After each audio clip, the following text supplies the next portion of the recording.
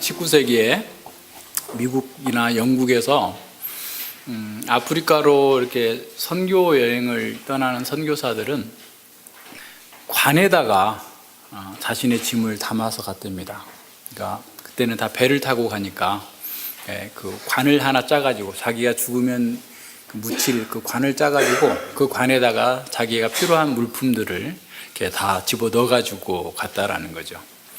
그들은 박해와 고난받는 것이 믿음 없음의 증거가 아니라 믿음의 증거다라고 생각을 했기 때문에 그와 같은 그런 그 행동을 한 거죠. 그들은 이 세상에서 믿음으로 말미암은 보상을 받는 것이 아니라 마지막 날에 주님께로부터 받을 그 보상을 생각하면서 오히려 이 땅에서는 고난을 자청하고 죽음을 자청하면서 하나님의 복음을 들고 나아갔던 것이죠. 다니엘을 비롯한 성경의 신실한 사람들은 그 중에는 이 땅에서 영광과 부요를 누린 사람들도 있었지만, 그러나 그들은 이 땅에서 죄악의 낙을 누리려고 하기보다 오히려 마지막 날에 하나님께서 주실 최고의 상을 생각하면서 그리스도와 함께 고난받기를 즐거워했던 것이죠. 히브리서 11장에 나오는 믿음의 영웅들 또한 마찬가지입니다. 그들도 이 땅에서 얼마든지 현세에서 상을 받았다면 그와 같은 삶을 살지 않았겠죠. 오히려 하나님 나라의 극치에 이르게 될 때에 주어질 그 상을 바라보면서 이 땅에서 살게 된 겁니다. 관을 준비한 선교사들은 참으로 예수님의 제자들이었던 거예요. 누가복음 14장에 보면 예수님께서 많은 무리들이 자신을 따라올 때 뒤돌아서서 말씀합니다. 너희들이 나를 따라오겠다고? 너희들이 나의 제자가 되겠다고? 그렇다면 4가지 조건에 합당해야 돼. 첫 번째는 네 부모나 처자나 자식이나 너 자신보다도 나를 사랑해야 돼. 그러니까 세상의 그 모든 것보다 예수님을 사랑하지 않으면 내 제자가 되지 마, 오지 마, 이렇게 하시는 거예요. 두 번째, 자기 십자가를 지고 나를 따라야. 그게 무슨 말이냐면 나는 죽었습니다. 오직 주님의 처분대로 난 살겠습니다 라고 하는 사람이 주님의 제자라는 거예요. 그러니까 자기 마음대로 살려면 나를 따라오지 말라는 거예요. 세 번째는 군중심리나 남이 가니까 따라오고 이렇게 하지 말고 철저하게 계산해봐라. 군대가 2만 명이 있는데 저쪽에서 3만 명이 온다면 싸워서 이길 건가 말 건가 계산해보고 따라와라. 내가 이 세상을 포기하고 주님을 따라서 하늘의 영원한 상을 얻을 것인가? 그 길을 갈 건가? 아니면 영원한 상 내팽개치고 그냥 이 땅에서 잘 먹고 잘 사는 거 난 택할 건가? 계산해보고 오라는 거예요. 군중심리로 따라오지 말고 순간의 열정으로 따라오지 말고. 근데 그게 이제 4번째 조건과 연결되는데, 4번째는 네 소유를 버리지 아니하면 그랬어요. 그러니까 재물보다도 나를 더 사랑하지 않으면 나의 제자가 될 수 없다라는 거죠. 오늘 우리 시대는 온통 현세의 것에 다 관심이 집중되어 있습니다. 뭘 먹을까? 뭘 마실까? 어디로 놀러 갈까? 무엇을 얻을까? 모든 생각이 그냥 다 있죠. 이 세상 사람들이야 그럴 수밖에 없죠. 다음 세계에 대한 소망이 없으니까. 그런데 그리스도인들마저도 모든 것이 이 땅에 다 맞춰져 있는 거죠. 말로는 십자가를 사랑한다, 부활의 주님을 찬양한다, 제자 훈련을 받았다, 다 얘기는 하지만 그들의 시야는 다 땅에 있는 것에 머물러 있는 것을 보게 됩니다. 그런 사람들은 어려움이 있고 고난이 있으면 다 타협해버려요. 수많은 변명들을 드러내면서 신앙을 왜곡시키고 타협하게 됩니다. 그렇게 해서 성공하게 되면 또 어떤 문제가 발생해요? 세상에서 성공이 자신의 구원의 증거라고 생각하는 거죠. 그러다 보니까 회개할 기회조차 없이 이렇게 죽는 그 상황을 맞이하게 됩니다. 우리 시대의 모든 가치 판단의 기준이 소유에 있고 힘에 있는 이런 상황 속에서 당장 어떤 문제를 해결해 줄 수 있는 돈, 당장 어떤 문제를 해결해 줄 수 있는 그 힘이 사람들의 마음을 다 사로잡고 있습니다. 진정한 그리스도인들은 그럼 어떤가? 어떤 사람들인가? 한번 생각해 봐야 됩니다. 자, 우리의 시선은 땅에 있는 것에 고정되어 있습니까? 아니면 하늘에 고정되어 있습니까? 우리는 누구의 제자입니까? 예수님의 제자입니까? 만몬의 제자입니까? 사실 다니엘서 11장은 오늘 우리에게 그걸 묻고 있어요. 너가 이렇게 고난을 당할 텐데 그래도 믿을 거냐? 그래도 신실하게 살 거냐? 이걸 묻고 있습니다. 오늘 우리에게 점검해 볼 필요가 있는 거죠. 이제 또 이 고난에 대한 좀 더 높기에서 가르쳐 줬던 그런 고난에 대한 어떤 심오한 신학들도 여기에 담겨져 있어요. 우리가 지금 지난 시간에 우리 본 것처럼 10장 1절부터 11장 1절까지는 이 환상의 계시에 대한 서론이었어요. 그리고 이제 11장 지금 2절부터 12장 4절까지가 이 환상에 대한 본론인데 12장 4절까지 다 하려고 했는데 내용이 너무 많아져서 일단은 11장까지로 잘랐습니다. 다음 주에 한 번 더 하고 뭐 더 할 수 있으면 더 할 수 있고 아니면 한 번에 12장을 다 끝낼 수도 있겠는데요. 하여튼 그런 상황이죠. 그래서 지금 이 11장 2절부터 45절까지는 지금 다니엘이 있었던 537년부터 대략 한 167년 정도까지, 그러니까 그 안티오쿠스 에피파네스가 죽을 때까지의 그 기간, 거의 한 400여 년 가까운 시간들을 이렇게 쭉 이렇게 연결해 놨어요. 그런데 이제 요 내용들이 굉장히 많습니다. 그래서 이제 이거를 하나하나 다 풀어서 가려면 한나절 정도 해야만 되는데 그 별 의미가 없습니다. 왜냐하면 이미 지금 2500년 전부터 2200년 전에 다 이미 성취된 일들이에요. 그러니까 우리는 지금 이 일들이 다 벌어지고 난 2000년 후에 지금 사람들인데 그것을 이 예언과 이 사건과 이렇게 맞춰서 보는 것에 뭐 큰 의미가 없어요. 뭐 거기에 우리는 집중하는 게 아니라, 자, 왜 이런 하나님의 말씀이 주어졌는가? 이 하나님의 말씀이 주어진 목적이 뭔가? 어떤 배경에서 주어졌는가? 이것을 우리는 더 집중해야 됩니다. 그래야만 오늘 우리가 이러한 시대 속에 살아가고 있을 때 우리에게 주어지는 하나님의 메시지가 좀 더 분명하게 드러납니다. 우선 이 다니엘서 11장에 또 이 환상에 주어진 그 배경들을 이렇게 좀 봅시다. 지난주에도 잠깐 봤습니다만 좀 더 자세히 한 발 더 들어가 보면요. 다니엘은 예루살렘으로 귀환한 이스라엘 백성들의 그런 고난의 상황을 봤죠. 자, 근데 이 고난당하고 있는 이스라엘 백성들 입장에서는 어떻겠어요? 참으로 70년의 포로 귀환이 됐고, 이제 포로가 귀환이 됐으면 에스겔에서 얘기하고 있는 것처럼 정말 영광스러운 나라가 이제 이루어져서 새로운, 정말 이 온 세계가 부러워하는 그런 나라가 이루어질 것이다라고 하는 기대를 가지고 갔어요. 그런데 하나님의 언약이 이루어지지 않는 것 같은 그런 상황에 처하게 된 거죠. 굉장히 어려움 가운데 지금 이들은 있는 거예요. 그런 상황 속에서 이스라엘 백성들은 굉장히 큰 반대를 지금 겪고 있죠. 우리가 에스라에서도 봤고 느헤미야에서도 본 것처럼 대적들이 계속해서 유다 백성들을 공격하고, 심지어는 이 페르시아 바사 제국의 사절단까지 보내가지고 유다 백성들이 반역을 하고 있다라고 하면서 계속해서 대적하고 있는 그런 상황 속에서 있는 겁니다. 그래서 이런 그 속에서 다니엘이 지난번에 본 것처럼, 이 10장에서 본 것처럼 이런 악한 세력들, 사단의 세력들이 하나님 나라를 건설하는데 막고 있다라는 것들을 보면서 굉장히 큰 고난과 어려움들을 갖고 있었던 것이죠. 자, 이런 상황 속에서 이 다니엘서 11장에 주어지는 이 환상은 어떤 특정한 문맥 속에서, 특정한 역사적 배경 속에서 수많은 민족들의 부침, 특별히 지금 이제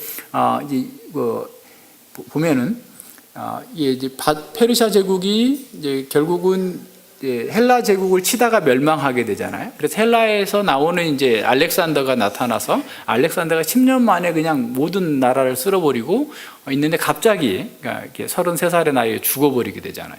그런 후에 이제 혼동이 한 7년 동안 벌어지고, 그리고 나서 이제 네 나라로 갈려졌는데, 남쪽에 있는 이집트에 있는 애굽에 있는 군대, 애굽을 차지하고 있는 프톨레미 왕조하고 위에 시리아 지역 바벨론까지 차지하고 있는 셀루쿠스 왕조하고 계속 싸워요. 이게 지금 150년 동안 계속 싸우는데, 그 자리가, 지리적인 자리가 마치 어떤 거냐면 이 팔레스타인이에요. 그러니까 남왕국이 올라올 때도 탁 쓸어가 버리지, 북왕국이 내려갈 때도 쓸어가 버리지. 그러니까 이 뭐 어마어마한 고통을 당하고 있는 겁니다. 그러니까 지금 뭐 우리나라도 100년 전에 그 어떻게 보면 4강 구도 안에서 지금 100년 동안 고통당하고 있는 거죠. 우리가 원해서 남북 분단이 된 것도 아니고, 뭐 이미 뭐 서구 열강들이 또 일본이 뭐 다 이렇게 포스트 뭐 회담 뭐 이런 거에서 다 이렇게 남북으로 38선으로 자르자 어쩌자 해가지고 나눠 먹기식을 하는 것처럼, 지정학적인 위치가 딱 지금 이스라엘 백성들이 고난당하고 있는 그런 상황 속에 있었던 것이죠. 그래서 이런 역사의 격동기 속에서 이스라엘 백성들이 당할 그런 고난, 또 그 속에서 어떻게 일이 이루어질 것인지에 대해서 이렇게 미리 가르쳐 주는 거죠. 그래서 이제 그 고난 중에 있는 백성들은 이런 일이 있다고 하더니 이런 일이 실제로 있네. 그러니까 조금 더 기다리자, 참고 인내하자라고 하면서 아마 그러한 시간들을 보냈을 거예요. 그래서 아마도 다니엘서 11장은 고난 가운데 있는 이스라엘 백성들에게 그 고난의 시기를 잘 참고 인내하면서 하나님 나라가 그 임하기까지 그들의 신실함을 지켜내도록 하는데 아주 중요한 기여를 했을 겁니다. 2절에 보면 간단하게 그냥 조금씩 볼게요. 2절에 보면 이제 그 바사의 네 왕이 나온다라고, 세 왕이 나오고 그 다음에 네 번째 왕이 부유해져 가지고 헬라를 칠 거다라고 나오는데, 그래서 네 왕만 있는 게 아니고 중간에 많은 왕들이 있어요. 그러니까 넷이라고 하는 숫자는 전체 왕을 가리키는 것으로 보면 됩니다. 그래서 뭐 그걸 딱 누구냐 이렇게 얘기하기, 우리 아하수에로, 그러니까 다리오 3세가 이제 저 헬라 제국을 침범했다가 실패하고, 그 다음에 아하수에로가 또 가서 뭐 치다가 또 실패하고 막 이런 상황들이 계속 벌어지는데, 어쨌든 그 한 200여 년 기간을 그냥 딱 한 절로 그냥 얘기를 끝내버리는 거예요. 왜냐하면 지금 하나님의 백성들이 목표는 관심 거기에 있는 게 아니니까. 그런 상황 속에서 어떤 일들이 있을 건가 해가지고 이제 그 나라가 멸망하고, 그 다음에 3절에 보면 헬라 제국이 일어나죠. 그러니까 이제 뭐 누구나 보지 않아도 이거는 딱 보면 뭐 알렉산더라는 것을 금방 알 수 있고요. 그리고 이제 알렉산더가 다 된 것처럼 됐는데 또 천하사방으로 나눠지고 의외의 사람들이 그 나라를 넷으로 가져가는 이런 상황들이 이렇게 나타납니다. 그래서 5절 이하에서는 계속 이제 북방에 있는 셀루쿠스 왕조와 남방에 있는 프톨레미 왕조가 계속 싸우는 그런 그 과정들을 보여줘요. 그래서 막 전쟁을 통해서 막 왕이 각각의 뭐 남북 왕조에서 6, 7명씩 바뀌는 그런 상황들이 계속 반복됩니다. 뭐 온갖 권모술수와 뭐 별일이 다 벌어져요. 여기 나온 것처럼 결혼 동맹을 했는데 그 결혼 동맹 때문에 이제 그 왕비가 물러났다가 나중에 왕비가 왕도 독살해버리고 이렇게 외국에서 온 프톨레미 왕조에서 온 그 공주나 그 자식들 다 죽여버리게 되고, 또 이제 뭐 북쪽에서 또 이제 남쪽 프톨레미 왕조를 먹으려고 또 이렇게 결혼을 시켰어요. 클레오파트라라고 하는데, 클레오파트라가 아니고 북왕국에 있는 셀루쿠스 왕제 클레오파트라를 어린 왕자에게, 애굽의 어린 왕자에게 시집을 보내가지고 그걸 이제 애굽을 먹으려고 하는데,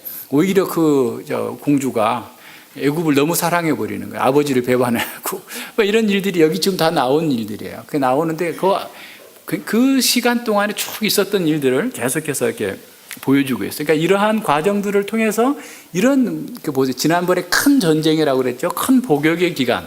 그러니까 이스라엘 백성들이, 유다 백성들이 그렇지 않아도 지금 어려운 상황 속에서 이런 그 국제적인 격변기 속에서 소용돌이 속에서 막 이리 흔들리고 저리 흔들리고 하면서 막 정말 어떻게 보면 탈탈 털리는 것과 마찬가지예요. 그러니까 예를 들어서 한 강도떼가 와가지고 싹 쓸어가 버렸는데 그 다음에 또 다른 강도떼가 와가지고 있는 뭐 솥단지까지 다 끌어가 버리고 뭐 이런 식의 계속 약탈당하고 고통당하고 있는데, 그것은 사실은 두 번째인데 더 중요한 건 뭐냐? 정신을 약탈해 가는 거예요.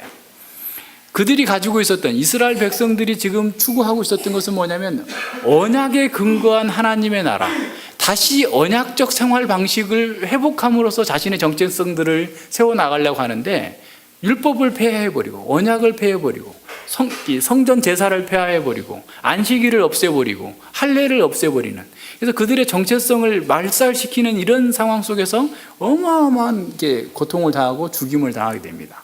그것의 이제 그 최절정이 어디냐면 21절에 나타나는 안티오쿠스 에피파네스의 내용이 45절까지 쭉 연결돼요. 그러니까 앞에 있었던 이런 이렇게 많은 기간 동안보다도 주전 167년 그 어간에 있었던 안티오쿠스 에피파네스의 아주 잔악한 그 내용들을 아주 구체적으로 다루고 있어요. 근데 여기 이제 마카비나 또 요세푸스의 그 상황들을 보면 정말 말로 할 수 없을 정도로 정말 이렇게 처참한 일들이 있을까 싶을 정도로 아주 잔악한 일들이 벌어집니다. 수만 명을 죽이기도 하고 별일이 다 일어나요. 그래서 이 안티오쿠스 에피파네스는 전에도 얘기한 것처럼 적그리스도의 원형입니다. 적그리스도의 원형. 그러니까 그 정도로 이스라엘 백성들의 그런 정체성을 말살하고 죽이고자 하는 것들이 얼마나 큰 건지를 이렇게 보여주고 있는 거죠. 자, 이스라엘 백성들의 입장에서 한번 생각해 보면 이스라엘 백성들은 범죄로 말미암아서 포로로 끌려가 가지고 포로 기간 동안에 철저하게 반성을 한 거예요. 어떤 면에서 왜 우리가 이렇게 망할 수밖에 없었나? 하나님의 성전이 있고 하나님의 언약을 받은 백성이고 다윗의 언약은 영원한 왕조로서의 언약을 받았는데 왜 우리가 멸망했는가?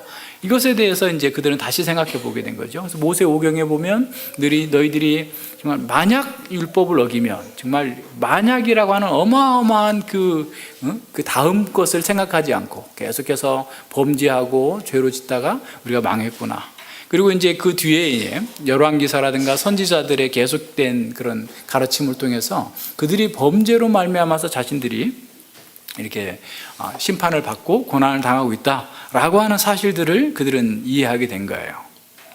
자, 그런데요, 지금 이들이 받고 있는 그런 고난은 뭐냐?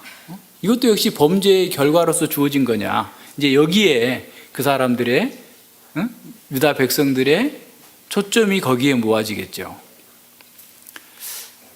자, 다니엘서에서 특별히 11장에서 얘기하고자 하는 바는 너희들이 메시아의 나라가 오기까지 이와 같은 어마어마한 고난을 당할 텐데 그것은 너희들의 죄 때문이 아니다라는 거예요. 그럼 뭘까요? 이제 그거를 우리가 이제 찾아 나가는 거예요. 그러니까 이들이 지금 겪고 있고 또 겪게 될 어마어마한 이런 그 상황은 그럼 어떻게 이해해야 되는가? 근데 우리도 흔히 그러잖아요. 그게 이제 죄를 누가 이렇게 무슨 이렇게 곤란한 일을 당하고 어려움을 겪게 되면 저 사람 죄진 거 아닌가? 그것도 이게 유다 백성들에게 있어서는 어떤 사람의 문제가 있으면 그것은 죄로 인한 거다라고 아주 자연스럽게 연결을 하게 되는 것이 있었죠. 예를 들어서 요한복음 9장에 보면 소경을 봤을 때 제자들이 이 사람이 소경으로 난 것이 이 사람의 죄 때문입니까? 그의 부모의 죄 때문입니까? 이렇게 묻는 거죠. 그러니까 어떤 문제가 있다라는 것은 그 사람의 죄가 있다라고 하는 것에 보통 초점을 다 이렇게 맞추고 살았던 그런 사람들이죠. 자, 왜냐하면 이스라엘 사람들은 하나님의 말씀에 따라 살면 하나님께서 복 주신다고 약속했고, 그리고 원수가 자기들을 공격하고 어려움이 있는 것은 언약적 저주라고 생각하고 있는 그런 상황 속에서 언약 백성들은 지금 우리가 겪고 있는 이것은 도대체 무엇인가, 어디에 문제가 있는가에 대한 답을 찾았을 것입니다. 자, 우리도 마찬가지죠. 그래서 우리도 아까 우리 야고보 4장에서 읽은 것처럼 누군가가 이렇게 어려움이 있으면 저 사람은 그냥 단지 무슨 죄 때문일 거야 라고 쉽게 얘기하는데 사실은 그러지 않을 수도 있다라는 거예요. 그러니까 우리는 고난이 모든 다 죄 때문이다 라고만 생각하는데 그렇지 않다라고 하는 부분들을 지금 여기서 보여주고 있는 겁니다. 사실 우리가 다른 사람들에 대해서 이렇게 섣불리 그 사람의 죄 때문에 그런 문제가 발생했다라고 얘기하지만 사실 그러면 우리는 안 그래 똑같은 사람이죠. 그래서 예수님께서도 실로암 망대에서 떨어져 죽은 사람이나 너희들이나 뭘 차이가 있는 줄 아느냐라고 물을 정도로 우리 똑같은 그런 사람입니다. 근데 하나님의 백성들이 겪는 고난은 다 죄 때문에 인한 것, 물론 죄가 없다고 할 수는 없지만 죄로 인한 것만은 아니다라고 하는 사실들을 이제 생각해 봐야 된다라는 거예요. 그럼 뭐냐? 지금 여기서 말하고 있는 것은 사단의 공격 때문에 하나님의 백성들이 부당하게, 애매하게 고난을 당할 수 있고, 또 하나는 신실하기 때문에, 하나님을 경외하기 때문에, 하나님을 경외함으로써 하나님의 뜻을 행하기 위해서 받는 고난도 있다라는 사실을 깨닫게 해주시는 거예요. 그러니까 우리는 어떤 고난을 당하거나 어려움에 처했을 때 잘 분별해야 됩니다. 이게 나의 죄 때문인가? 아니면 사단의 공격 때문에 일한 건가? 내가 정말 주님을 위해서, 주님께서 기뻐하시는 선을 행하기 위해서 당하는 고난인가를 잘 생각해 봐야 되죠. 그래서 어떤 청교도는 그렇게 얘기했어요. 말 한 장을 잘 지어라. 무슨 말이냐면, 말이 세 마리가 있거나 네 마리가 있다고 쳐요. 근데 내가 가야 될 말에다가 안장을 쥐고 타야 되는데 내가 아닌 거에 쥐고 타는 거예요. 다 쉽게 더 얘기하면, 내가 지금 나한테 지금 벌어지고 있는 이 상황은 나의 죄 때문이란 거예요. 그 말에다가 안장을 찬다면 어떻게 하겠어요? 회개하고 하나님의 긍휼과 자비를 구해야 되는데 내가 하나님을 경외하기 때문에 당하는 고난이야 라고 지우면서 자기를 오히려 이렇게 의롭다고 여기면 안 된다는 거죠. 그러니까 우리가 어떠한 일들을 당할 때 그것들을 우선은 어떤 행동을 하기 전에 잘 분별할 필요가 있는 거죠. 이게 어떤 경우에 왜 나에게 이런 문제가 발생했는지에 대해서 우선은 명확한 진단을 하고, 그리고 거기에 맞게 우리 어떤 행동을 할 것을 결정해야 됩니다. 그래서 11장 21절에 보면 그 한 비천한 사람, 악랄한 사람이라는 뜻이에요. 일어나서 하나님의 사람들을 공격할 겁니다. 그러니까 이는 아주 그 정권을 잡는 단계에서도 두 번의 쿠데타를 하면서 아주 비열하게 그 권력을 잡아요. 그러면서 계속해서 그런 문제들을 나타냅니다. 28절에 보면 북방왕은 많은 재물을 가지고 본국으로 돌아가리니 그는 마음으로 거룩한 언약을 거스리며 임의로 행하고 본토로 돌아갈 것이다. 그리고 이제 계속해서 더 나가려고 하는데 그 30절에 보면 기띔의 개입이 나오죠. 그 기띔은 로마입니다. 그래서 로마가 이제 개입하기 시작해요. 그러면서 이제 그 자기들 뜻대로 하지 못하는 그런 상황들이 벌어지게 되는 거죠. 어쨌든 이 안티오쿠스 4세 그 에피파네스는 적그리스도의 원형입니다. 그래서 이제 이 적그리스도는 결국은 하나님을 대적하고 그리스도를 대적하고 교회를 대적하는 그런 적그리스도죠. 그러니까 오늘 우리도 마찬가지예요. 우리도 계속해서 이 적그리스도와 싸움을 하고 있다는 사실을 기억해야 됩니다. 요한계시록 12장에 보면 사단이 미가엘과 싸워서 땅으로, 하늘에 거처할 자리를 얻지 못하고 땅으로 내어 쫓겨서 사람들을 더 괴롭게 하고 더 교회를 공격하고 있는 그런 모습들이 나타나고 있는데, 자, 그러한 것들을 염두에 두면서 이 적그리스도는, 사단은 계속해서 교회를 이용해서 교회 안에서 하나님을 언약을 배반하고 하나님의 영광을 회방하기 위해서 계속해서 전쟁을 걸고 있다는 사실을 분명하게 인식해야 됩니다. 그래서 우리가 그러한 것들을 잘 보고서 싸워 나가지 않으면 자기도 모르게 열심으로 뭔가를 했는데 적그리스도의 편에서 하고 있을 수도 있다라는 것을 기억해야 됩니다.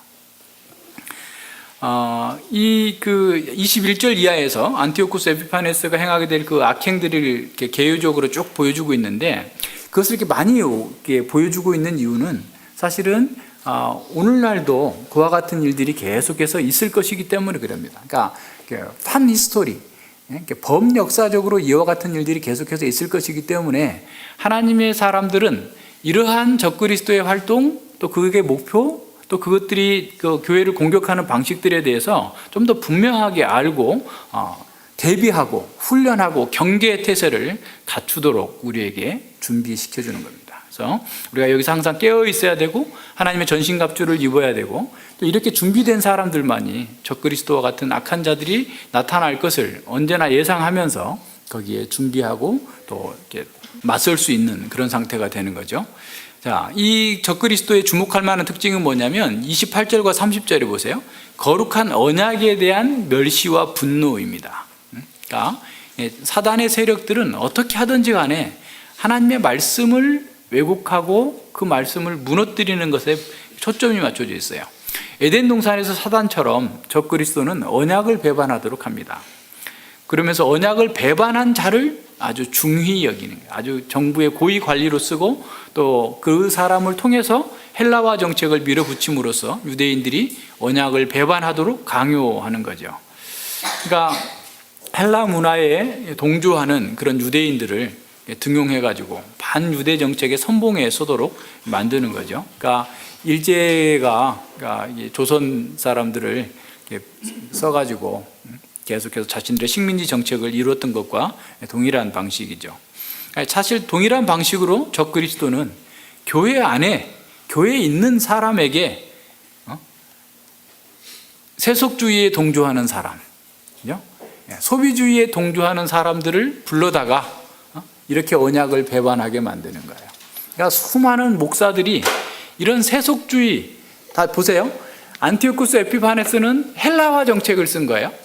유대의 언약적 삶을 다 버리고 헬라화된 삶을 살라. 제우스 신을 섬기고 레슬링하고 자기 영광과 자기 추구적인 삶을 살도록 만드는 것의 목표였다고 한다면, 오늘 우리 시대 안에 있는 이 적그리스도적인 세력들은 어떤 거냐면, 교회가 소비주의, 쾌락주의, 자기중심적인, 세상 중심적인 삶을 살도록, 그래서 아까 야고보서의 4장에서 얘기하고 있는 것처럼 음행하도록 만드는 거예요. 세상을 사랑하는 것으로 음행하도록 만드는 사람들을, 교회 밖에서 사람들을 불러다 시키는 게 아니라 교회 안에 있는 헬라화 정책에 동의했던 사람들을, 유대인들을 끌어다가 앞잡이로 세워가지고 언약 백성들을 무너뜨렸던 것처럼, 교회에 잘 나가는 스펙 좋은 목사들을 사용해가지고 계속해서 잘못된 것을, 세속주의를 주입시킴으로써 언약 백성들이 언약에서 떨어져 나가도록,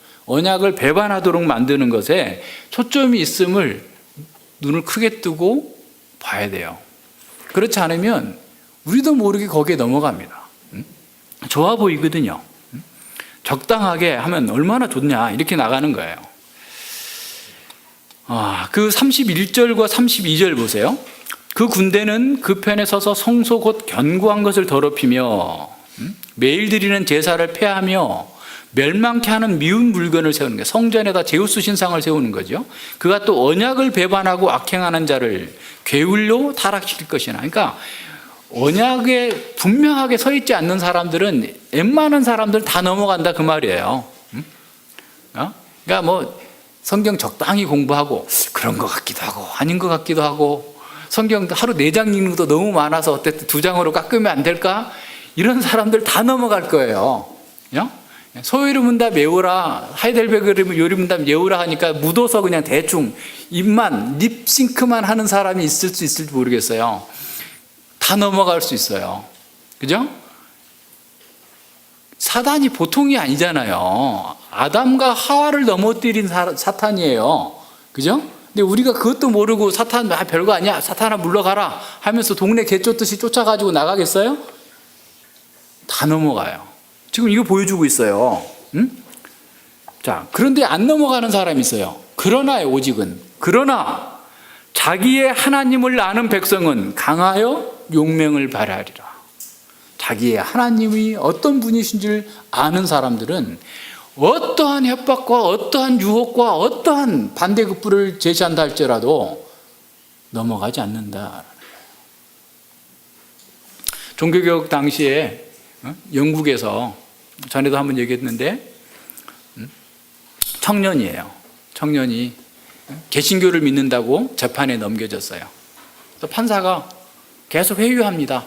야, 너 다시 카톨릭으로 돌아오면 내 딸하고 결혼시켜줄게. 내 재산 너가 다 가져. 내 딸 외동딸이야. 그런데 어떻게 할래? 너 지금 여기서 결정해. 안 돼? 그럼 내 시간 일주일 줄게. 이렇게 회유하는 거예요. 보잘것없는 청년에게 개신교를 네가 포기한다면 너의 직장을 다 회복시켜주고 너의 미래를 책임져주고 내 딸까지 줄게. 그렇지 않으면 너는 화형당할 거야. 재현이 같으면 어떻게 했을 거예요? 고민이 되죠? 네. 자기 하나님을 알아야 돼요. 그 청년은 자기 하나님을 알기 때문에 불 속에서 그 판사를 위해서 기도하면서 하나님께 갔어요. 그냥 우리가 신앙생활 한다고 하면서 그냥 아무런 일이 없으니까 나는 그냥 이렇게 대충 하다가 가다 보면 뭐 가겠지 이렇게 쉽게 생각하는데 그러지 않는 거예요. 매일 우리의 삶 속에서 싸움이 있어요. 안티오쿠스 에피파네스는 계속해서 유다 백성들을 계속 이런저런 방식으로 회유하고 핍박하고 죽이고 계속 그러면서 사람들을 언약을 배반하도록 계속해서 했어요. 심지어 수만 명을 한꺼번에 죽이기도 했어요. 자, 적그리스도는 오늘날도 동일하게 활동해요. 예수님께서 마태복음 24장에서 보면 성전의 멸망 당시를 얘기하시면서 다니엘의 말한 바 멸망의 가증스러운 것이 성전에 서는 것을 보거든 너희들은 빨리 도망가라. 그러니까 이제 예수님이 십자가에서 못 박혀 죽으시고 40년 후에, 그러니까 AD 70년에 유다가 예루살렘이 완전히 멸망하게 되죠. 로마 장군 티토에 의해서 완전히 멸망당하는데 그때 또 역시 마찬가지로 로마의 군기가 성전에 서고 로마의 그런 제사가 제우스 신에 대해서 제사가 드려져요. 자, 그런 상황이 되면 뒤도 돌아보지도 않고 집에 있는 거 가지러도 가지 말고 빨리 도망가라. 예, 예수님께서 심판하시는 그 날이다라고 얘기하신 거거든요. 그 전에 보면 예수님이 얘기하셨던 성전 파괴 그 전에 보면 수많은 거짓 선지자들 또 악한 자들이 사람들을 계속해서 미혹합니다. 계속해서 미혹해가지고 여기서 그리스도가 왔다 저기 그리스도 있다 계속해서 미혹하는 그런 상황들 속에 빠져 있는데 거기에 넘어가지 말라는 거예요. 사랑이 식어지고 서로 잡아주고 막 이런 그 심각한 일들이 나오게 될 거다라고 얘기하는데 그 상황 속에서 예수님께서는 끝까지 믿음으로 견디는 사람만 구원 얻을 거다라고 그래요. 자, 오늘날 우리 시대에도 한번 생각해 보세요. 오늘 우리 시대에도 얼마나 많은 사람들이 제가 보기에는 이런 말하면 좀 오해하실 수도 있을지 모르겠는데 진짜 목사보다 가짜 목사가 더 많은 것 같아요. 그런 사람만 봐서 그런지 보여서 그런지 진짜 목사님들은 다 숨어서 이렇게 사역하시는지 모르겠는데 너무나 좀 황망할 정도로 그런 사람들이 많고 그런 사람들이 또 사람들이 너무 많이 몰려다니고 있습니다. 엄청난 규모로 몰려다녀요. 근데 그 속에서 일어나고 있는 일을 보면 늘 불법을 행하는 거예요. 사람들끼리 막 서로 치고받고 싸우고 소송하고 계속 그런 일을 합니다. 그러니까 교회가 움직이는 원리는 사랑으로 섬기는 원리가 아니라 힘으로 장악하는 원리예요. 그냥 막 서로 싸워서 잡아먹고자 하는 데가 막 우글우글하는 그런 정글의 법칙이 있는 짐승들이 서로 그냥 물고 뜯는 이런 상태로 나와 있는 그런 상황이 너무 많습니다. 이 무슬림 지역이나 전체주의 국가에서는 어떤 세상의 권력자들이 그렇게 교회를 핍박하고 하나님의 백성들을 힘들게 하지만 자, 오늘 우리 시대의 우리 자유주의 국가 같은 경우에서는 그런 것으로 하는 게 아니라 강력한 문화적 조류가 그런 일들을 하게 하는 거죠. 그러니까 다시 말하면 세상의 정신에 빠져들게 만드는 거예요. 세상의 정신에 빠져서 세상 풍속에 쫓아서 정욕을 추구하면서 온갖 것들을 행해 나가도록 만드는 것이죠. 강력한 조류가 있습니다. 그러니까 사단은 오늘 교회에게 다른 걸 보여주는 게 아니에요. 그러니까 안티오쿠스 4세가 헬라화 정책을 썼던 것처럼 사단은 교회가 세상처럼 돼야 된다라는 거예요. 세상의 정신을 받아들이고 세상처럼 쾌락과 소비주의와 자기중심적인 삶을 살도록 계속해서 그걸 이렇게 밀어넣고 있어요.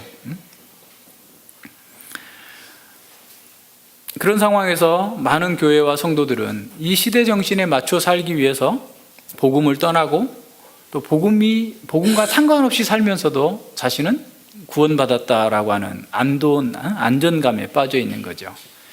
어떻게 보면 21세기 안티오쿠스 4세 에피파네스의 현현이에요. 세상 정신을 따라서 살도록 하게 하는 사람들, 이런 사람들은 심각한 오류입니다.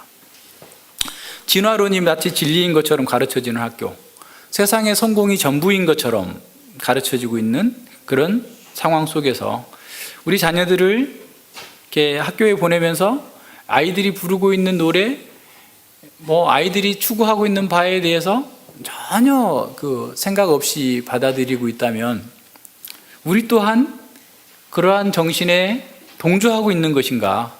아니면 그러한 정신이 얼마나 심각한 위험을 갖고 있는지를 우리는 잘 몰라서 그러는 건지 한번 점검해 봐야 됩니다.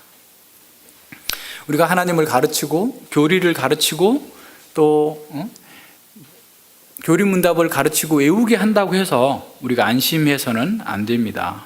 왜냐하면 우리 아이들이 지금 머릿속에는 세상의 정신으로 가득 차 있어요. 자기중심적인 세상 문화로 가득 차 있다면, 세상의 세계관에서 벗어나지 못하고 있다면, 기독교 세계관을 정립하지 못했다면 언제든지 배교할 수 있어요. 그러니까 우리가 지금 아이들에게 하고자 하는 것이 가장 중요한 일들이 뭐냐면 기독교 세계관을 정립해 줘야 되는 거죠.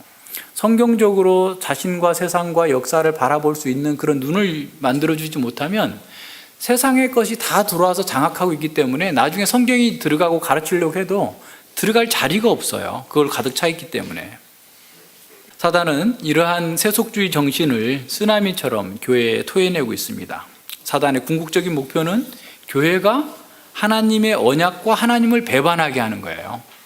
그래서 적그리스도의 세력들은 어떻게든 언약 백성들이 하나님을 떠나도록 최상의 공격을 퍼부을 겁니다. 40절과 41절에 보면요, 마지막 때에 남방왕이 그를 찌르리니 북방왕이 병과 마병과 많은 배로 해류바람처럼 그에게로 마주와서 그 여러 나라에 들어가며 물에 넘침같이 지나갈 것이요 그가 또 영화로운 땅에 들어갈 것이요 많은 나라를 패망케 할 것이나 오직 에돔과 암몬과 모압과 암몬 자손의 존귀한 자들은 그 손에서 벗어나리라. 이렇게 다 쓸어가는데 왜 이런 사람들은 또 빼줄까요? 자기 편이니까 따로 공격할 필요 없는 거죠. 다 세상 정신에 물들어 있는 사람들, 늘 하나님의 백성들을 대적하던 자들, 또 자기를 위해서 일하는 사람들에 대해서는 가만히 두는 거죠. 요한계시록 12장 5절에 보면 그 여자의 뒤에서 뱀이 그 입으로 물을 강같이 토하여 여자를 물에 떠내려가게 하려 하되 그랬어요. 자, 다시 한번, 여자는 여기서 교회예요. 교회. 여자의 뒤에서 은밀하게 알지도 못하게 물을 뱀이 물을 토해요. 물이 뭐예요? 세상 정신이에요. 세속주의 정신이에요. 이 땅에서 잘 먹고 잘 살자. 모든 시선을 땅에다 고정시켜라. 성공에 고정시켜라. 여기에다가 교회에다가 막 물을, 세속주의의 물을 토해내니까 여자가 떠내려 갈 뻔한 거예요. 하나님의 은혜로 땅이 그 물을 다 받아들이게 해가지고 여자가 구출을 받죠. 그러니까 우린 사단이 지금 뭘 가지고 교회를 넘어뜨리고자 하는지를 정신을 바짝 차리고 보지 않으면 그냥 좋은 게 좋은 거지 하면서 다 혼합주의적인 신앙을 갖고 떠내려 가는 거예요. 보트에 아주 작은 바늘구멍 하나 있어도 그 보트는 가라앉아요. 우리 안에 정말 우리의 정신을 차려서 깨어있지 않는다면 언제 우리 스스로도 침몰할지 모릅니다. 예수님께서는 당신님께서 다시 오실 때에 마치 노아 시대와 같을 거다라고 했어요. 더 상황이 심각해질 거라는 거죠. 나는 밭으로 가고 나는 뭘 하고 다가 떠나는 거죠. 노아 시대와 동일해요. 하나님의 백성들마저도 세속주의에 빠져서 이 세상의 영광을 추구하고 쾌락을 추구하느라고 이생의 자랑, 안목의 정욕, 육신의 정욕을 따라가느라고 그 많은 사람들 속에 노아의 방주에 탄 사람이 없을 정도로 그 가족밖에 타지 않았어요. 너무 신기하지 않아요? 노아 시대에 몇백만 명, 몇천만 명 있을 수도 있어요. 어마어마하게 낮잖아요. 몇백 년 동안 났잖아요. 그렇게 많은 사람들이 있는데 딸랑 노아의 가족 8명밖에 그 어마어마하게 큰 배에 타지 않았어요. 예수님이 다시 오실 때도 그와 같을 거라는 거예요. 사람들은 다 교회를 다니죠. 예배 드리죠. 오늘 부활절 연합 예배하고 뭐하고 다 하죠. 그런데 예수님이 다시 오실 때 그와 같을 거라는 거예요. 세상의 정신이 다 빠져버려 있는 거예요. 믿음을 가진 사람들이 복음을 전하기 위해서 온 세상을 두루 다니는 게 아니라 세상을 더 얻으려고 온 세상을 다니고 출장 간 거 얘기하는 거 아니에요? 세상을 즐기기 위해서 온 세상을 돌아다녀요. 지금 그죠? 우리 얼마나 생각이 바뀌었는지 몰라요. 우리가 복음을 전하기 위해서 온 세상을 갔던 그 18세기, 19세기의 정말 믿음의 사람들하고 우리는 세상을 즐기기 위해서 맨날 여기저기 뒤지고 있는 것은 아닌지 한번 점검해 봐야 됩니다. 세상의 정신에 우리가 휩쓸려 가고 있지는 않는지 점검해 봐야 돼요. 우리는 사람을 신앙으로 판단하는 것이 아니라 그 사람이 얼마나 돈을 많이 가졌는가, 얼마나 좋은 대학 나왔나, 수입이 얼마인가, 맨날 이런 걸 가지고 따지는 거예요. 사회적인 어떤 현상이나 정치적인 문제에 있어서도 진리를 가지고 판단하는 게 아니고 그냥 자기가 속한 어떤 지역의 정치 성향에 따라서 그냥 투표하는 거예요. 그것도 사실은 우리가 지금 정신을 못 차리고 있는 거예요. 세상의 정신과 분리돼서 누가 됐든지 간에 진리로 판단하고 진리 안에서 행해야 되는데 목사들끼리도 지역끼리 뭐예요? 지역끼리. 아이고, 이 뭐 말이 안 되는 일들이 지금 우리한테 있어요. 왜 그래요? 지금 세속주의에 빠져 있기 때문에 그래요. 우리가 어떤 상황인지를 모르기 때문에 그럽니다. 많은 사람들이 교회에 남아 있지만 거룩한 언약을 배반하는 삶을 살고 있습니다. 그런 사람을 통해서 다른 사람들을 배교하도록 또 만들어가는 거죠. 그러니까 정말 진정한 기독교는 사람들이 들을 때, 말할 때 정말 독선적이다라고 할 수밖에 없는 상태까지 가요. 타협할 수 없어요. 우리가 다른 모든 것들은 양보할 수 있고 우리가 다 손해볼 수 있지만 하나님과 세상의 정신을 같이 섬길 수 없다는 거예요. 하나님과 돈을 함께 섬길 수 없어요. 세상과 우리는 물과 기름처럼 섞일 수 없을 정도로 달라야 됩니다. 그렇게 달랐을 때 박해가 오는 거예요. 세상과 다르게 사니까 사람들이 우리를 싫어하게 되고 우리가 세상과 다르기 때문에 사람들이 우리를 다시 봐야 되는 거예요. 이런 핍박은, 영적 전쟁은 바로 이런 정신과 세계관의 충돌에서 일어나는 겁니다. 그러니까 육에 속한 사람들은 하나님의 성령의 일을 받지 않는다고 그랬어요. 육에 속한 사람들은 그게 가족이 됐든 뭐 아내가 됐든 누가 됐든 자식이 됐든 간에 사실 안 맞아요. 계속 충돌이 있을 수밖에 없어요. 그건 본성이 다르기 때문에 그런 거죠. 어쩔 수 없는 일입니다. 그렇기 때문에 세상 사람들은 진정한 그리스도인들을 핍박하고 미워합니다. 그래서 요한복음 15장 18절로 20절에서 예수님께서 이렇게 말씀하세요. 세상이 너희를 미워하면 너희보다 먼저 나를 미워한 줄 알라. 너희가 세상에 속하였으면 세상이 자기 것을 사랑할 터이나 너희는 세상에 속한 자가 아니요 도리어 세상에서 나의 택함을 입은 자인 고로 세상이 너희를 미워하느니라. 내가 너희들의 종이 주인보다 더 크지 못하다 한 말을 기억하라. 사람들이 나를 핍박하였은즉 너희도 핍박할 터이요 내 말을 지켰은즉 너희 말도 지킬 터라 그랬어요. 자, 우리가 예수님께 속했다면 예수님께 속하지 않는 사람으로부터 핍박받는 것을 당연하게 생각해야 돼요. 그래서 사도 바울은 그 디모데후서에서 뭐라고 말씀하죠? 무릇 경건하게 살고자 하는 자는 핍박을 받으리라. 무릇이라는 말은 모든이에요. 그러니까 경건하게 살고자 하는 모든 사람은 핍박을 받을 것이다. 세상으로부터. 근데 우리는 세상으로부터 핍박받지 않기 위해서 적당히 타협하는 거죠. 가정에서도 직장에서도 적당히 타협하면서 모나지 않게 그냥 잘 사는 것이 좋은 거다라고 생각하는 겁니다. 우리는 신앙이 좋으면 세상에서도 성공하고 많은 사람들로부터 존경을 받을 것이다 라고 하는 기대에 있어요. 물론 맞아요. 그렇지만 그것은 한쪽만 본 것입니다. 계속해서 우리의 신앙을 타협하라고 하는 엄청난 도전들이 계속해서 몰려옵니다. 사탄은 계속해서 세상의 정신이라고 하는 물을 토해내서 우리가 거기에 휩쓸려 가도록 만들어 가는 거예요. 많은 사람들이 그렇게 얘기하죠. 야, 그렇게 열심히 공부할 필요가 있느냐? 그렇게 말씀만 가르치는 기독교 학교에 보내면 우리 아이들이 사회의 부적응자가 될 거야. 직장도 못 갖고 남이 안 하는 것만 할 거야. 이렇게 생각하면서 계속 우리에게 위협하는 거예요.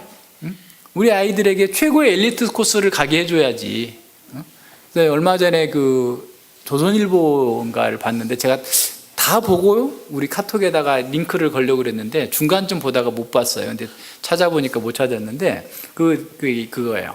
예전에는 선행학습 그리고 명문고, 명문대, 또 대기업, 그럼 행복, 이렇게 사람들이 생각했다는 거예요. 그래서 어려서부터 막 선행학습을 시켜가지고 과외가 작년에 뭐 과외비 지출이 최고 많았었다면서요? 우리나라에서 그동안에. 그래서 그렇게 많은 과외비를 지출하는데 이제는 그게 안 통한다는 거예요. 시대가 바뀌었다는 거예요. 그러니까 과외하지 말고 책 많이 읽히고 창의력 있는 사람 되게 만들어라. 그 말에서 대체 맞네. 그래서 이제 다 보려고 그랬는데 좀 잠깐 보다가 못 봤는데 다 거기에 매여 있는 거죠. 그러니까 우리도 다 거기에 빠져 있잖아요. 그러니까 우리가 정말 이런 하나님의 말씀을 가지고서 그런 위협을 이겨낼 수 있는가? 그죠? 네. 하나님의 말씀 갖고 내가 정말 말씀대로 살면, 하나님을 경외하면 하나님께서 우리 자녀들을 가장 복되게 해주실 거다라고 하는 그런 믿음이 있는가라고 점검해 봐야 돼요. 우리는 때로 그렇게 얘기할 수 있죠. 뭐 공립학교 다녔어도 우리 자녀는, 누구 형님의 자녀는 아주 좋은 신앙을 갖고 있습니다. 그게 예외적인 거예요. 시대가 달라졌어요. 지금 스마트폰 나온 지 얼마 안 됐어요. 인터넷 나온 지 얼마 안 됐어요. 우리는 막 하도 오랫동안 그게 젖어 있으니까 태어날 때부터 우리가 인터넷 하고 있었고 태어날 때부터 스마트폰 갖고 있는 것으로 착각하는데 그렇지 않아요. 2007년? 요 정도쯤에 나왔죠? 그죠? 한 10년 정도밖에 안 돼요. 스마트폰 나온 지가. 시대가 얼마나 많이 바뀌었는지 몰라요. 이런 상황에서 우리 자녀들 이 시대에 그 홍수처럼 범람하는 세속주의 물결 속에서 믿음을 지킬 수 있느냐라는 거예요. 자, 그런 사람이 있는데 오직 자기 하나님을 아는 백성들, 그런 사람들이 강하여 용맹을 발휘할 거다라는 거예요. 하나님을 아는 사람, 그러니까 우리 자녀들을 하나님을 아는 사람으로 키울 건가? 하나님도 알고 하나님도 섬기고 적당히 만몬도 섬기고 적당히 세상에서 성공할 수 있는 사람으로 대충 해나갈 수 그렇게 키울 건가? 한번 생각해 봐야 되는 거죠.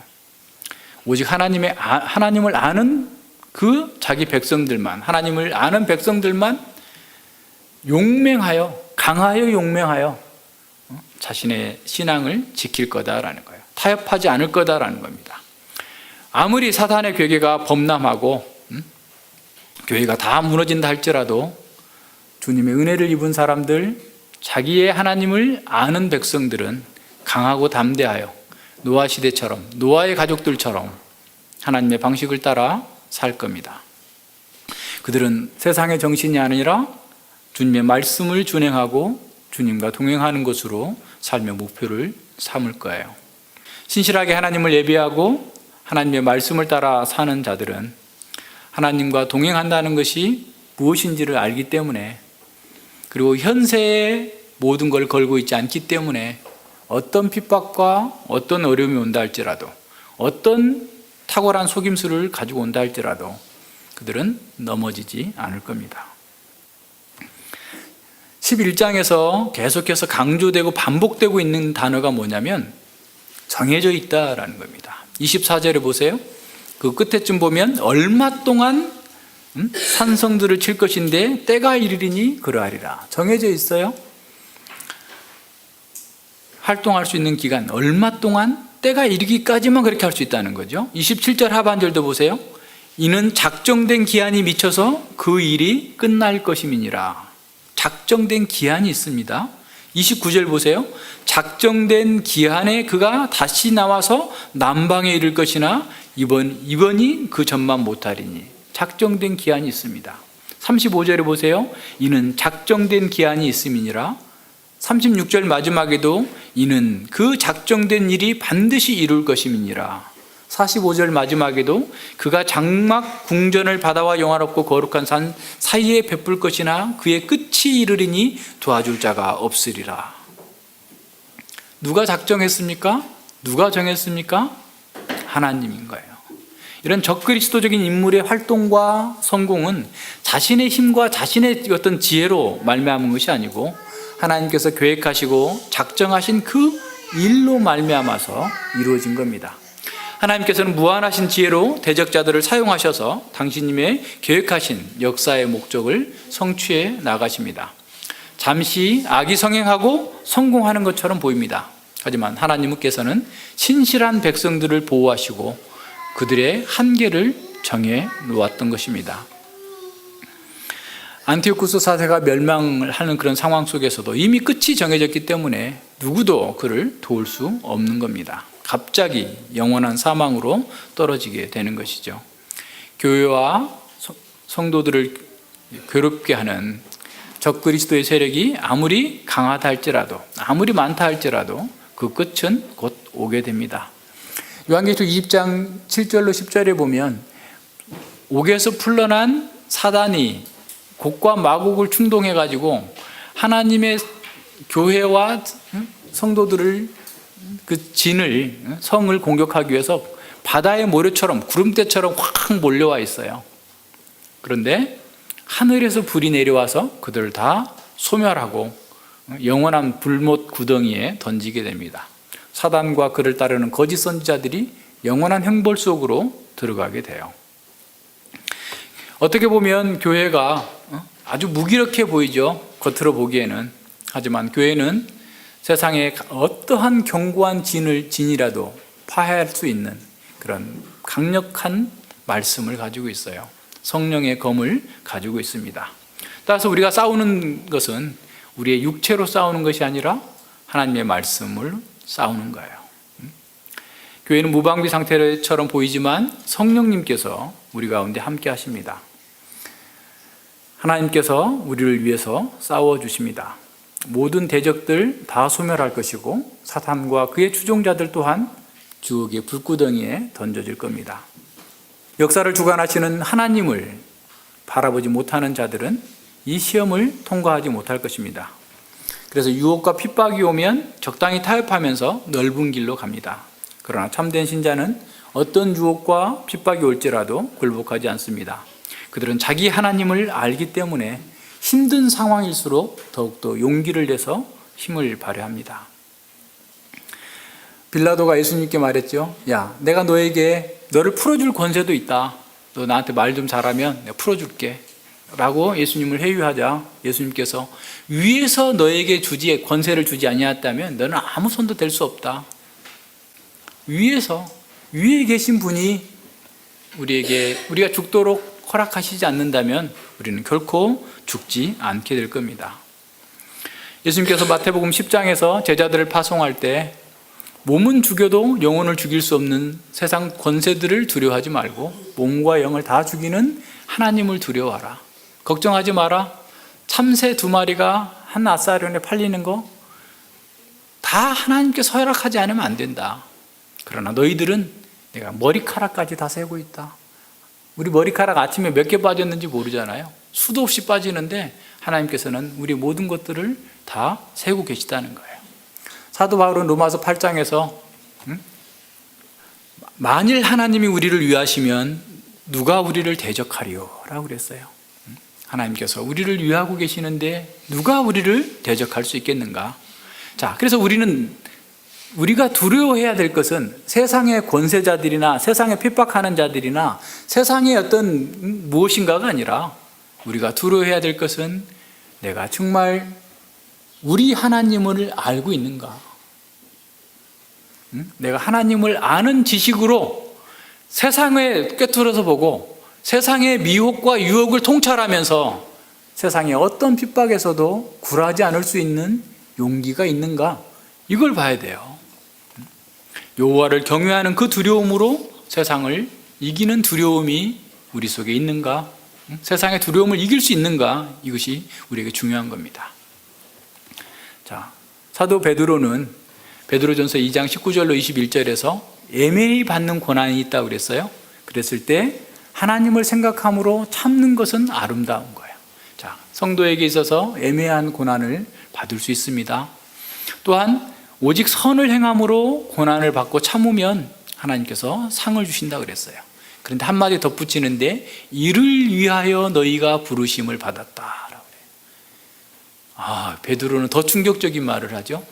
우리가 주님의 말씀을 따라서 행하면서 고난받도록 우리가 부르심을 받았다는 거예요. 자, 우리가 기독교를 어떻게 생각하고 있는지 다시 한번 점검해 봐야 돼요. 우리가 정말 하나님께서 기뻐하시는 일을 행하는 것으로 고난받기를 내가 작정하고 있는가? 아니면 이리저리 빠져나가려고만 하고 있는가? 생각해 봐야 됩니다. 자, 이스라엘의 유다의 고난은 요한계시록 12장 1절로 4절에 나와요. 거기는 좀 같이 찾아봐요. 자, 왜 이런 고난을 당했을까? 그래서 이제 이거를 신학적으로는 해산의 수고다라고 그래요. 해산의 수고. 메시아가 올 때까지 이스라엘 백성들이 바로 그 해산의 수고를 겪고 있는 그 장면을 요한계시록 12장 1절로 4절에서 우리에게 보여줍니다. 하늘에 큰 이적이 보이니 해를 입은 한 여자가 있는데, 해를 입은 한 여자는 구약의 교회를 가리킵니다. 구약의 유대인, 지금 이 유대인 공동체예요. 그 발 아래는 달이 있고 그 머리에는 12면류관이 있다라는 거죠. 면류관이 있어요. 그런 영광스러운 모습이에요. 근데 이 여자가 아이를 베어 해산하게 되매 아파서 예써 부르짖더라. 해산할 때의 그 고통, 얼마나 심각한 그런 고통을 고통 속에서 부르짖고 있는 거죠. 하늘에 또 다른 이적이 보이니 보라, 한 큰 용이 있어 머리가 7이요 뿔이 10이라 그 여러 머리에 7면류관이 있는데, 그러니까 이 아주 모방하고 있어요. 그러니까 이 사단이 그리스도와 같은 그런 완전자라고 하는 것처럼 이렇게 모방하고 있어요. 자, 그 꼬리가 하늘별 3분의 1을 끌어다가 땅에 던지니라. 용이 해산하려는 여자 앞에서 그가 해산하면 그 아이를 삼키고자 하더니 그랬어요. 그러니까 이 사단은 구약의 교회가 메시아를 잉태하고 출산하지 못하도록 계속해서 핍박하고 고난을 이렇게 준 겁니다. 그래서 그럼에도 불구하고 이제 여자가 아들을 낳았어요. 장차 철장으로 만국을 다스릴 남자. 철장으로 만국을 다스릴 남자 어디서 보죠? 시편 2편에서. 그러니까 메시아를 출산하는 겁니다. 그래서 이 다니엘의 그 독자들은, 1차 독자들은 사실 지금 그들이 죄 때문에 고난당하는 것이 아니라 메시아를 잉태하고 메시아의 길을 예비하기 위한 고난을 당하고 있는 거예요. 그래서 그러한 신학적 이해를 자신들이 갖고 있는 그 고난 가운데에서 하나님 나라가 극치에 이를 때까지 70일회가 지나는 그런 과정 속에서 그리스도가 오시기까지 그들은 끝까지 언약에 충실한 사람으로, 정말 강하고 용맹을 바라는 사람으로 남아 있어야 됐던 것을 가르쳐 주는 겁니다. 자, 우리는 하나님께서 함께 하시지 않는 것처럼 보일 때도 하나님께서 항상 우리와 함께 하신다는 사실을 알아야 됩니다. 우리의 운명을 결정하는 자가 안티오쿠스와 같은 권세자인 것처럼 보일 때에도 실상은 그렇지 않습니다. 고난이 없는 평상시에 우리는 늘 하나님께서 우리와 함께 하신다라고 말하지만 극심한 고난에 압도된 상태에서 하나님의 임재가 도무지 느껴지지 않을 수 있습니다. 심한 고난 가운데에서 우리의 질문은 하나님과 악한 자들의 관계에 대한, 하나님 왜 저런 악인들을 두시나요? 라고 하는 어떤 지식적인 질문이 아니라 오히려 감정적인 질문을 던집니다. 이 상황을 막을 수 있는 힘을 갖고 계시면서도 이 상황을 막아주시지 않는 그 하나님을 내가 어떻게 믿을 수 있는가? 어떻게 신뢰할 수 있는가? 라고 하는 말이죠. 포로 공동체, 귀환한 포로 공동체도 이와 비슷한 감정적인 질문을 퍼부었을 것입니다. 극치에 이르게 될 하나님 나라에 대한 놀라운 약속을 주셨으면서도 자기 백성들이 이토록 고난당하고 부당하게 고난을 당하고 있는 것을 지켜보시는 그런 냉담한 하나님을 우리가 믿을 수 있는가? 그분을 의지할 수 있는가? 우리의 울부짖음에 길을 막으신 하나님을 어떻게 계속 신뢰할 수 있을까? 하나님께서 다스리시는 세상에 악한 자들이 활보하면서 하나님의 백성들을 괴롭히는데도 왜 하나님은 그냥 계시는가? 왜 하나님은 우리가 고난당할 때 즉각적으로 개입하시지 않는가? 왜 하나님은 나의 고통을 모른 채 하시는가? 고통 중에 있는 정말 그 마음이 상한 그런 공동체는 계속해서 질문합니다. 하나님은 왜 이스라엘을 구원하시기까지 70일이나 더 기다려야 하는가? 왜 하나님은 메시아가 오기까지 이처럼 큰 전쟁을 치르게 하시는가? 도대체 무엇 때문인가? 자, 우리의 그 좁은 지성으로는 그 이유를 정확하게 알지 못합니다. 하지만 역사를 진행하시는 그 하나님의 방식은 하나님의 지혜나 하나님의 선하심과 전혀 모순이 되지 않습니다. 심지어는 우리가 이제 에베소서를 통해서 보면 하나님의 은혜의 영광을 찬미하도록 하기 위함이에요. 그러니까 처음부터 아예 그냥 죄짓지 않을 아담 하와를 만들어서 그 후손들이 번성하게 하시지 않고 하나님의 은혜가 어떠한 것인지, 하나님이 어떤 분이신지, 인간이 어떤 존재인지를 알게 해주시는 방식이죠. 출애굽 때를 한번 생각해 봅시다. 이스라엘 백성들이 400년이 다 되자 엄청 바로의 압책 때문에 두들겨 맞으면서 고통 속에서 하나님께 부르짖었어요. 그럴 때에 하나님께서는 모세에게 내가 그들을 아신다, 내 백성을 안다라고 말씀합니다. 기억하셨다라는 말이 안다라는 표현이에요. 하나님께서 그를 아셨다라는 것은 그들의 고통의 상황을 알았다라는 그런 정도의 표현이 아니라 그들을 인격적으로 친밀하게 알고 계신다라는 거예요. 그 백성들을 면밀하게 주목하고 살피고 계시다는 거죠. 그래서 하나님께서 우리를 아신다는 것은 우리가 하나님께서 우리를 사랑하시는 거고 우리가 있어야 될 최선의 장소에 있다라는 그런 의미입니다. 아브라함에게 약속하신 분이 하나님이시죠. 그 약속을 하나님께서는 기억하고 계십니다. 아브라함이 약속하실 때 창세기 15장에서 이미 이방에서 400년을 지내다 올 것이다 라고 말씀하셨어요. 하나님께서 그 언약 백성을 알고 그 언약 백성들을 사랑과 긍휼과 자비로 눈동자처럼 돌보고 계셨습니다. 하나님은 자기 백성들이 고난당할 때 침묵하시거나 무심하게 또 멀리 떨어져 있는 그런 냉정한 신이 아니십니다. 하나님은 백성들이 울부짖는 소리를 다 듣고 계십니다. 하나님의 백성들의 고난을 다 보고 계십니다.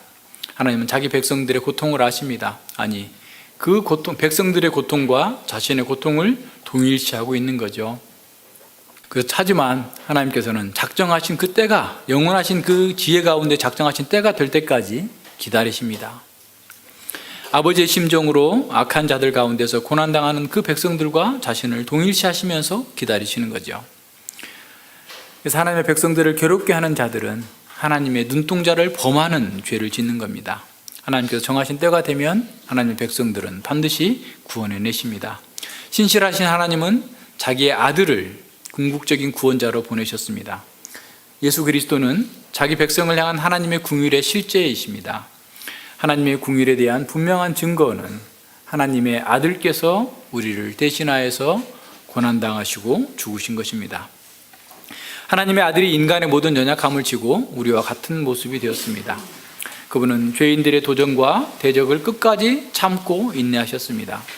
그분은 업신여김을 당하셨고 거절을 당하셨고 우리의 아픔을 짊어지셨고 채찍에 맞고 상처를 입으셨고 침뱉음을 당하고 모욕을 당했습니다. 예수님은 가장 사랑하는 제자에게 배신당하는 고뇌도 아셨습니다. 하나님과 사람 사이에서 버림당하는 그 자의 그 처참함도 아셨습니다. 그분은 고통당하는 자의 고독까지도 아셨습니다. 그래서 예수님은 십자가 지기 전에 겟세마네 동산에서 이렇게 말씀하셨습니다. 표준 세번역인데요. 내 마음이 괴로워 죽을 지경이다. 너희는 여기서 머무르며 나와 함께 깨어 있으라. 가장 신뢰했던 두 제자에게, 그리고 그들이 죽을 때까지라도 스승과 함께 가겠다고 했던 그 두 사람에게 말씀하신 거죠. 그리고는 얼굴을 땅에 대고 기도하셨습니다. 그러나 기도하고 일어나 보니 제자들은 잠들어 있었어요. 예수님의 기도의 내용은 어떤 고통 속에서도 아버지의 뜻을 받아들이겠다라고 기도하셨습니다. 예수님은 하나님께서 이 상황을 막을 수 있는 능력은 있으시지만 그렇게 아니하실지라도 하나님을 신뢰하는 것이 무엇인지를 몸소 보여주셨습니다. 아버지께서 원하신다면 이 고난의 잔을 내게서 거두어 주시옵소서. 그러나 내 뜻대로 마시고 아버지의 뜻대로 하시옵소서. 예수님의 목소리에 금욕적이고 냉정한 포기는 찾아볼 수 없습니다. 예수님은 하나님의 뜻과 자신이 고난을 피하고서 다른 사람들을 구원할 수 있는 그런 길을 더불어서 철저하게 찾느라고 신랑을 버린 겁니다. 그것도 한 번이 아니라 3번씩이나 그렇게 하신 거죠. 간절히 기도했는데도 아무런 응답이 없을 때, 여전히 상황이 바뀌지 않을 때 어떤 느낌이 듭니까? 그런 경험이 우리의 기도에 어떤 영향을 미칩니까? 겟세마네에서 예수님은 어느 누구보다도 철저한 고립을 경험했습니다. 우리의 상황이 아무리 나쁘다고 해도 우리의 상황을 제대로 파악할 수조차 없다 할지라도 하나님은 여전히 신실한 분이십니다. 가장 힘들고 연약한 순간에 보이신 예수님의 신뢰와 하나님께 대한 의존은 그 깊이를 헤아릴 수 없습니다. 예수님께서 마지막으로 기도하셨던 밤에 하지 않았던 일이 무엇인지를 살펴본다면 우리에게도 좀 더 도움이 될 겁니다. 예수님은 자신의 처한 그 상황에서 느껴지는 그 아픔을 무시하지 않았습니다. 이거 별거 아니야? 이렇게 말씀하지 않았어요. 죽을 지경이다 라고 했습니다. 뿐만 아니라 예수님은 무엇인가 다른 방식으로 고통을 무마하거나 피하려고도 하지 않았어요. 마취제나 어떤 중독을 유발하는 것으로 그 고통을 경감하려고도 하지 않았습니다. 그분은 자신의 아픔과 고통을 부인하지 않았고 하나님의 주권을 운운하는 상투적인 말로 뒤로 숨어 계시지도 않으셨습니다. 오히려 예수님은 비탄함 속에서 정면으로 고통을 마주하면서 아버지 하나님께 달려가셨습니다. 동산에서 혼자 있는 것도 감당하기 힘든 고통이었지만 이어서 이어질 수많은 고통은 생각만 해도 질식할 정도였을 겁니다. 수제자였던 베드로의 배신, 거짓된 재판과 모욕, 살점이 떨어져 나가는 채찍질, 그리고 가시면류관, 비열한 자들의 조롱과 십자가의 처형. 예수님은 인류 역사상 가장 끔찍한 고통을 당하셨습니다. 처참한 죽음을 당하셨을 뿐만 아니라 아버지와 분리되는 영원한 죽음까지 경험하셨습니다. 인간은 그 누구도 예수님께서 당하신 그 고통을 온전히 이해할 수 없습니다. 어떤 사람은 27년 동안 그렇게 마약 성분이든 진통제를 막 어마어마하게 맞았고 그래서 예수님보다 더 많은 고통을 당했다고 그러는데 그것은 예수님의 고통을 몰라서 그런 거예요. 자기중심적으로 보기 때문에 그렇습니다. 아무리 예수님을 신뢰하는 사람이라 할지라도 예수님께서 짊어지신 그 고통의 무게를 이해할 수 없습니다. 왜냐하면 예수님께서 당하신 그 영원한 고통은 하나님과 내적 교제에서 단절되는 가장 끔찍한 고통입니다. 우리는 이걸 다 이해할 수 없어요. 자, 하나님은 자기 백성의 아픔을 모른 척하지 않으시고 정면으로 마주하셨습니다. 하나님은 자기 백성들의 고통을 듣고 보고 아셨어요. 다니엘서 11장은 바로 그것을 알려줍니다.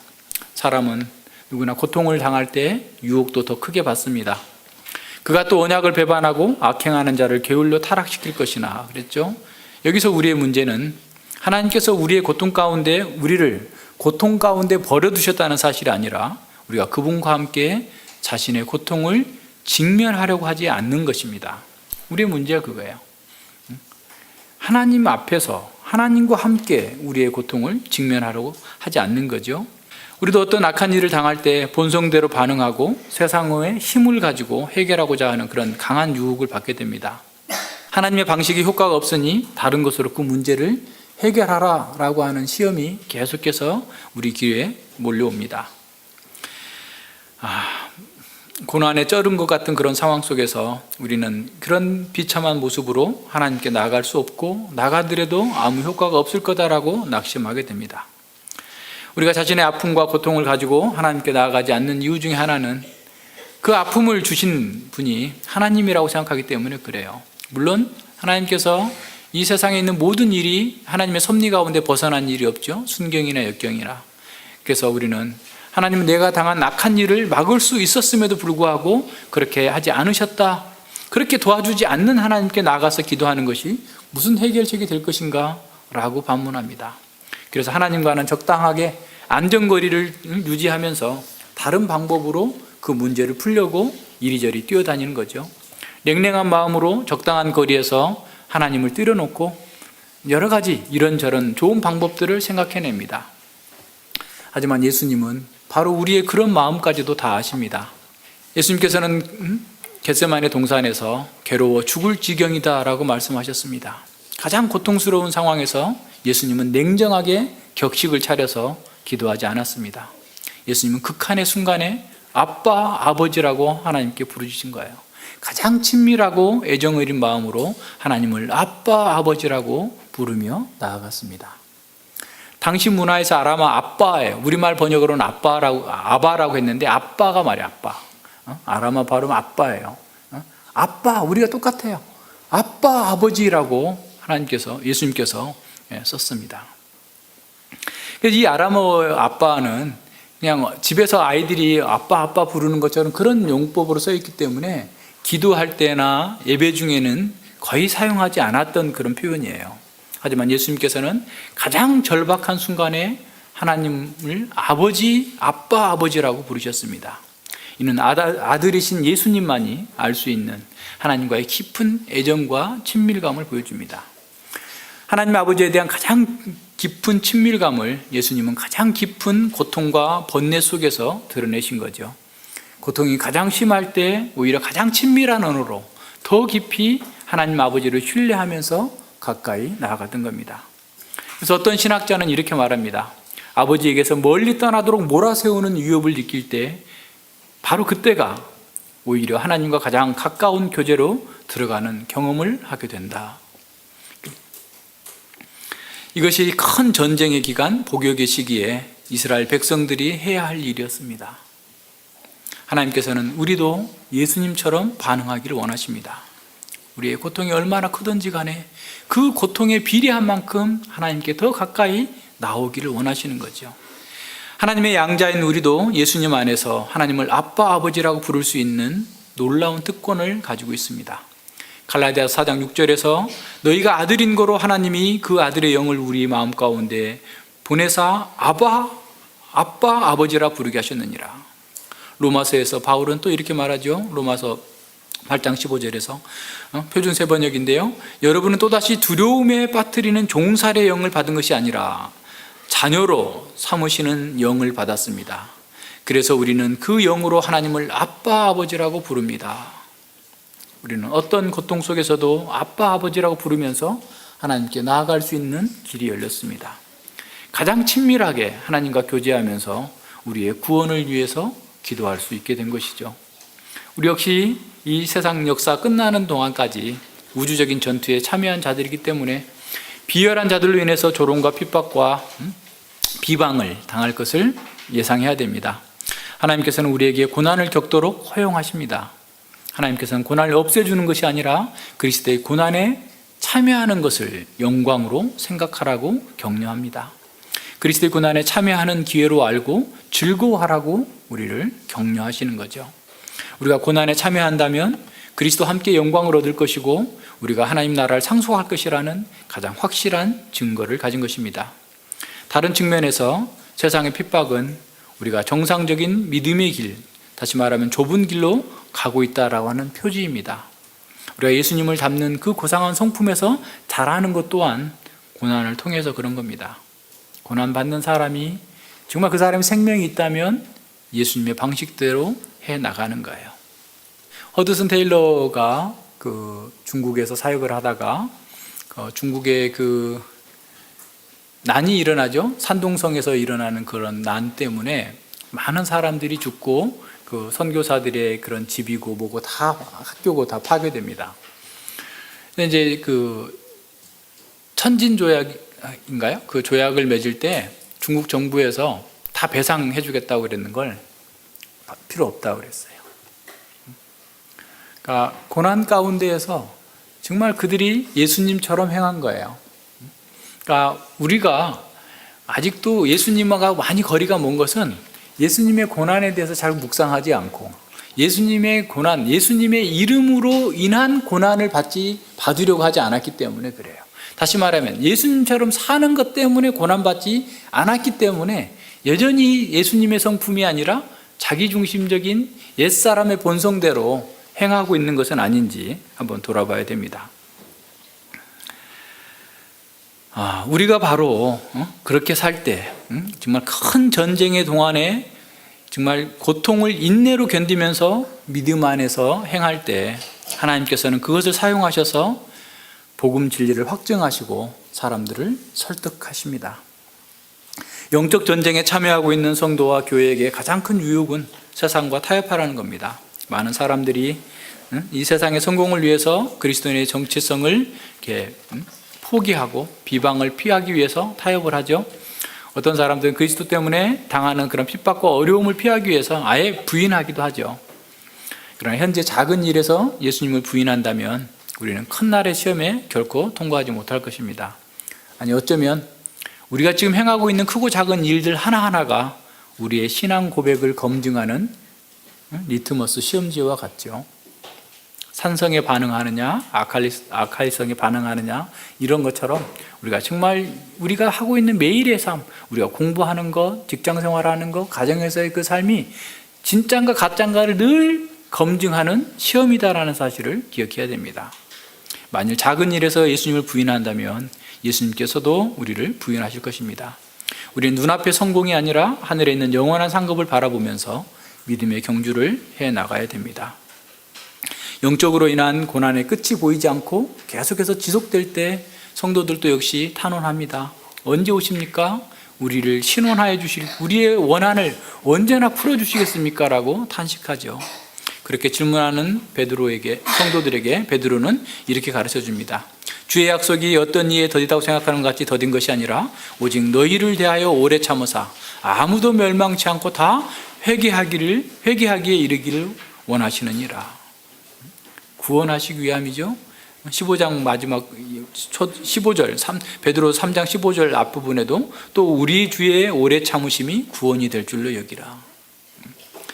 우리가 상황을 바꿔달라고 기도하는 것은 잘못된 것이 아닙니다. 그렇게 기도해야 되죠. 하지만 하나님께서 상황을 바꿔주든지 그렇지 않든지 간에 우리는 항상 그분을 향한 소망을 견고하게 붙들어야 됩니다. 또한 우리는 지금 항상 전쟁 중에 있다는 사실을 기억해야 돼요. 우리는 전쟁터에 있어요. 그래서 주님이 오셔서 최종적인 전투가 끝나기까지 우리는 이러한 고통이 멈추지 않을 것을 예상하고 준비해야 됩니다. 그래서 베드로는 불시험을 당할 때 이상한 일 여기지 말라, 이상하게 안 올 일들이 온 것처럼 여기지 말라라고 가르쳤죠. 또 사탄은 계속해서 비열한 방법을 동원해서 공격해 올 것입니다. 다니엘서는 우리의 눈을 열어서 바로 이러한 영적 실제를 보게 해주십니다.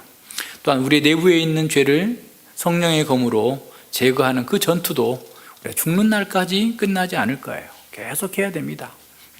하지만 놀라운 소식은 예수님께서 승리하셨다는 겁니다. 그래서 우리가 그리스도와 함께 죽으면 그리스도와 함께 다시 살게 될 것이라는 약속을 받고 있어요. 우리의 구원은 예수님의 부활만큼 확정적입니다. 우리의 구원이 완성되지 않았어요. 우리 몸이 아직 부활하지 않았어요. 그렇지만 이미 결론은 정해져 있습니다. 우리가 부활할 거고 하나님 나라의 극치에 이르게 될 겁니다. 우리 주님께서 다시 오셔서 완전한 구원과 영생, 하나님 나라를 상속하게 해 주실 것을 우리는 믿는 거죠. 그래서 우리는 이런저런 일들에서 흔들리지 말고 주의 일에 힘쓰는 자가 되어야 됩니다. 19세기 선교사들처럼 우리도 순례의 길에 필요한 그런 짐들이 있다고 한다면 우리의 관에 넣고 출발하자 생각해야 됩니다.